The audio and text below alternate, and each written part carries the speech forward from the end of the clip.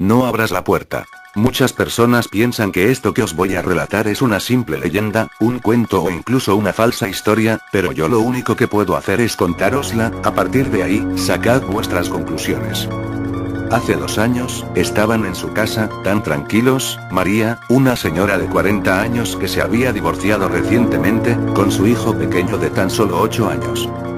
Como era de costumbre, María se tenía que ir todas las noches a trabajar, era una mujer con muchas responsabilidades tanto en su trabajo como en su casa y no podía atender a su hijo en todo momento. Pero aquel día sería muy diferente al resto, ya que, cuando se encontraban cenando vieron en las noticias que un asesino en serie, muy peligroso y agresivo había escapado del centro penitenciario de la ciudad. Lo más grave de la noticia no era que este interno hubiese escapado, lo peor era que había sido visto a pocas manzanas del hogar de la familia. Esto provocó la incertidumbre de María, que al irse al trabajo tenía que dejar a su hijo solo en casa. María, para prevenir desgracias, cerró las ventanas, puertas, y le explicó lo siguiente a su hijo. No abras ninguna ventana ni las puertas. Aunque llevo las llaves, por si ocurre algo, yo golpearé 3 veces seguidas la puerta o simplemente me reconocerás por la voz y entonces sabrás que soy yo. Llegado el momento, María se fue a trabajar y dejó a su hijo solo. Este, lleno de miedo, cerró la puerta a cal y canto y se puso a ver la tele para relajar la mente. Al cabo de rato, el chico ya estaba dormido cuando de pronto llaman a la puerta. Pon. Pon.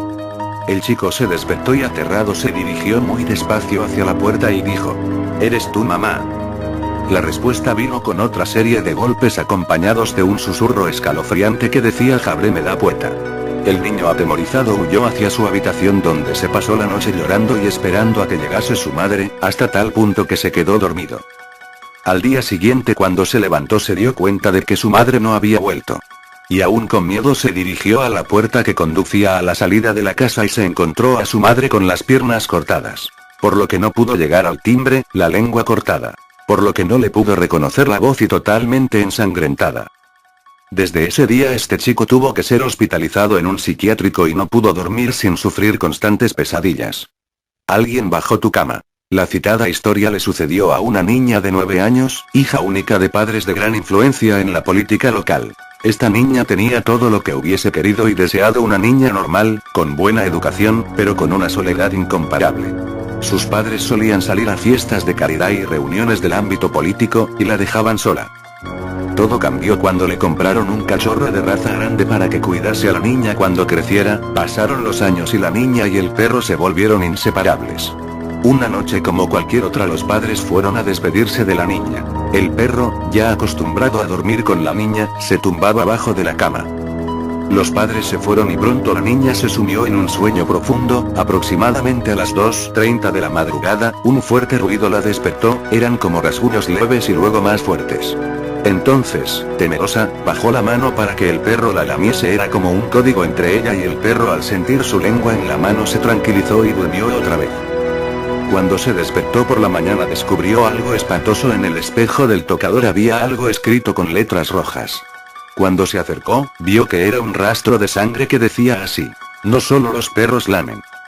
Entonces dio un grito de terror al ver a su perro desangrado en el suelo de su habitación. Se dice que cuando los padres la encontraron, ella no decía otra cosa más que: ¿quién me lamió? Y decía el nombre de su perro. Se volvió loca y hasta la fecha está en un manicomio, y sus padres, tratando de olvidar lo que hallaron en el cuarto y a su hija, se fueron al extranjero. La incógnita más grande es, según los que fueron a investigar al cuarto de la niña, el perro ya estaba muerto, desangrado en el suelo, desde hace horas. ¿Quién le lamió la mano a la niña debajo de la cama? La chica de la curva. Pasaban 15 minutos de las 9 de la noche cuando Cobos decidió irse. Llevaba varias horas delante de la pantalla del ordenador, sin apenas pestañear, y pensó que ya era hora de marchar a casa. Fuera, en la calle, ya había anochecido hacía un buen rato. El viento soplaba con una fuerza inusitada, como antesala de una tormenta que estaba a punto de llegar. Antes de cerrar la oficina con su llave, tecleó en la pequeña consola la clave para activar la alarma electrónica. Esperó unos segundos tras cerrar la puerta hasta que escuchó un pitido agudo que indicaba que la alarma quedaba en servicio, y con un gesto instintivo se echó la gabardina por encima de los hombros. El frío arreciaba y empezaba a lloviznar. Con paso rápido alcanzó su vehículo, un viejo Renault verde oscuro que pese a los años, se encontraba en bastante buen estado. Abrió la puerta y con rapidez se introdujo en su interior. Introdujo la llave en el contacto y en breves segundos una tenue luz dio vida al cuadro de mandos. Giró la rueda de la calefacción al tope, y se dispuso a iniciar la marcha hacia su hogar. La tormenta se fue volviendo cada vez más virulenta a medida que se alejaba de la oficina. Aún le quedaban unos 50 kilómetros hasta llegar a su casa, situada en las afueras de una pequeña ciudad dormitorio. Decidió encender la radio para hacer el trayecto más apacible. Sin embargo, la grave voz del locutor de ese programa de misterio que tanto le perturbaba, inundó el oscuro interior del vehículo. Giró a la derecha para incorporarse a la carretera comarcal por la que tendría que transitar varios kilómetros. No le gustaba nada regresar a casa por este camino, máxime cuando hacía una noche tan desapacible como esta, ya que el firme no se encontraba en buen estado y apenas había iluminación. De hecho, se había producido en ella varios accidentes en los últimos años, alguno de ellos mortal. Esto también había dado lugar a habladurías de la gente, que afirmaba que en una curva se aparecía una mujer joven vestida de blanco y con aspecto desaliñado. Cobos no era una persona que diera mucho crédito a este tipo de historias. Sin embargo, tenía que reconocer que había algo en esa carretera que le provocaba una sensación extraña, de intranquilidad. Ya había dejado atrás las luces de la pequeña ciudad, y la oscuridad lo inundaba todo. Solo el resplandor de los faros delanteros era capaz de romper con la negrura de esa noche sin luna. De pronto, una sensación muy extraña se apoderó de él.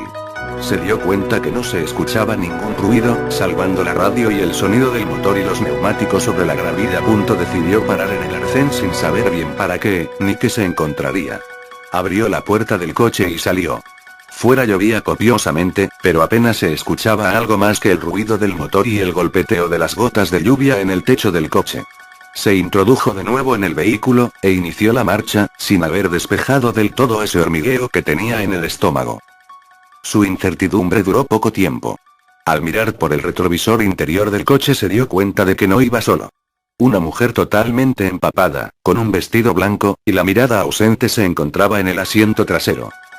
Era imposible que se encontrara allí, el vehículo solo tenía 2 puertas y de ninguna forma se podía acceder a la parte trasera, salvo por la puerta del lado del conductor, ya que la otra se encontraba averiada desde hacía varios días y no se podía abrir.